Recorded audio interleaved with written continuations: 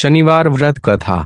एक समय स्वर्गलोक में सबसे बड़ा कौन के प्रश्न पर 9 ग्रहों में वाद विवाद हो गया। विवाद इतना बढ़ा कि परस्पर भयंकर युद्ध की स्थिति बन गई। निर्णय के लिए सभी देवता देवराज इंद्र के पास पहुंचे और बोले, हे देवराज, आपको निर्णय करना होगा कि हमें से सबसे बड़ा कौन है। देवताओं का प्रश्न सुनकर देवराज इंद्र उलझन में पड़ गए। इंद्र बोले, मैं इस प्रश्न का उत्तर देने में असमर्थ हूँ। हम सभी पृथ्वी लोक में उज्जैनी नगरी में राजा विक्रमादित्य के पास चलते हैं। देवराज इंद्र सहित सभी ग्रह देवता उज्जैनी नगरी पहुंचे। महल में पहुंचकर जब देवताओं ने उनसे अपना प्रश्न पूछा तो राजा विक्रमादित्य भी कुछ देर के लिए परेशान हो उठे, क्योंकि सभी देवता अपनी अपनी शक्तियों के कारण महान थे। किसी को भी छोटा या बड़ा कह देने से उनके क्रोध के प्रकोप से भयंकर हानि पहुंच सकती थी। अचानक राजा विक्रमादित्य को एक उपाय सूझा और उन्होंने विभिन्न धातुओं स्वर्ण, चांदी, कांसा,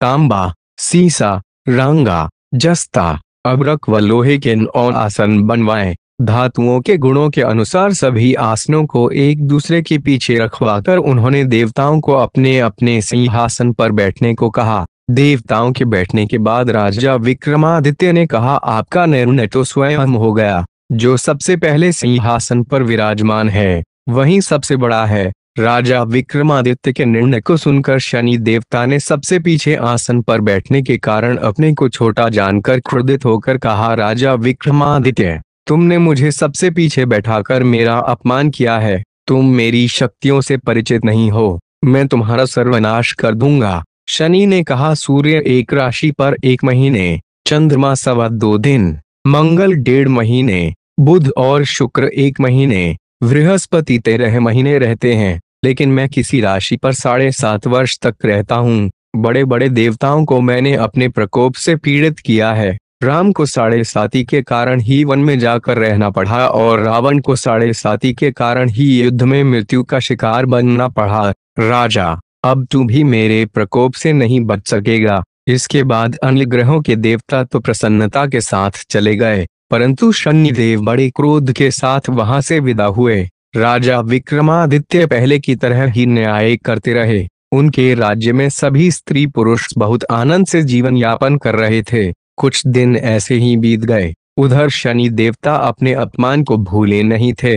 विक्रमादित्य से बदला लेने के लिए एक दिन शनिदेव ने घोड़े के व्यापारी का रूप धारण किया और बहुत से घोड़ों के साथ उज्जैनी नगरी पहुंचे। राजा विक्रमादित्य ने राज्य में किसी घोड़े के व्यापारी के आने का समाचार सुना तो अपने अश्वपाल को कुछ घोड़े खरीदने के लिए भेजा। घोड़े बहुत कीमती थे। अश्वपाल ने जब वापस लौटकर इस संबंध में बताया तो राजा विक्रमादित्य ने स्वयं आकर एक सुंदर व शक्तिशाली घोड़े को पसंद किया। घोड़े की चाल देखने के लिए राजा उस घोड़े पर सवार हुए तो वह घोड़ा बिजली की गति से दौड़ पड़ा। तेजी से दौड़ता घोड़ा राजा को दूर एक जंगल में ले गया और फिर राजा को वहां गिराकर जंगल में कहीं गायब हो गया। राजा अपने नगर को लौटने के लिए जंगल में भटकने लगा, लेकिन उन्हें लौटने का कोई रास्ता नहीं मिला। राजा को भूख प्यास लगाई। बहुत घूमने पर उसे एक चरवाहा मिला। राजा ने उससे पानी मांगा। पानी पीकर राजा ने उस चरवाहे को अपनी अंगूठी दे दी। फिर उससे रास्ता पूछकर वह जंगल से निकलकर पास के नगर में पहुंचा। राजा ने एक सेठ की दुकान पर बैठकर कुछ देर आराम किया। उस सेठ ने राजा से बातचीत की तो राजा ने उसे बताया कि मैं उज्जैनी नगरी से आया हूँ। राजा के कुछ देर दुकान पर बैठने से सेठ जी की बहुत बिक्री हुई। सेठ ने राजा को बहुत भाग्यवान समझा और खुश होकर उसे अपने घर भोजन के लिए ले गया। सेठ के घर में सोने का एक हार खूंटी पर लटका हुआ था। राजा को उस कमरे में छोड़कर सेठ कुछ देर के लिए बाहर गया। तभी एक आश्चर्यजनक घटना घटी। राजा के देखते देखते सोने के उस हार को खूंटी निगल गई। सेठ ने कमरे में लौटकर हार को गायब देखा तो चोरी का संदेह राजा पर ही किया, क्योंकि उस कमरे में राजा ही अकेला बैठा था। सेठ ने अपने नौकरों से कहा कि इस परदेसी को रस्सियों से बांधकर नगर के राजा के पास ले चलो। राजा ने विक्रमादित्य से हार के बारे में पूछा तो उसने बताया कि उसके देखते ही देखते खूंटी ने हार को निगल लिया था। इस पर राजा ने क्रोधित होकर चोरी करने के अपराध में विक्रमादित्य के हाथ पांव काटने का आदेश दे दिया। राजा विक्रमादित्य के हाथ पांव काटकर उसे नगर की सड़क पर छोड़ दिया गया। कुछ दिन बाद एक तेली उसे उठाकर अपने घर ले गया और उसे अपने कोल्हू पर बैठा दिया।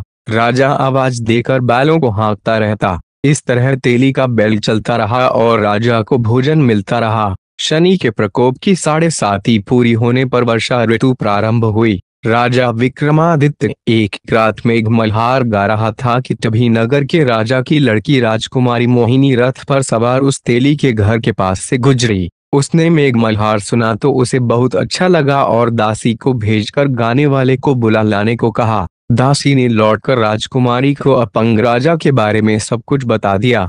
राजकुमारी उसके मेघ मल्हार से बहुत मोहित हुई, अतः उसने सब कुछ जानकर भी अपंग राजा से विवाह करने का निश्चय कर लिया। राजकुमारी ने अपने माता पिता से जब यह बात कही तो वे हैरान रह गए। रानी ने मोहिनी को समझाया, बेटी तेरे भाग्य में तो किसी राजा की रानी होना लिखा है, फिर तू उस अपंग से विवाह करके अपने पांव पर कुल्हाड़ी क्यों मार रही है। राजकुमारी ने अपनी जिद नहीं छोड़ी। अपनी जिद पूरी कराने के लिए उसने भोजन करना छोड़ दिया और प्राण त्याग देने का निश्चय कर लिया। आखिर राजा रानी को विवश होकर अपंग विक्रमादित्य से राजकुमारी का विवाह करना पड़ा।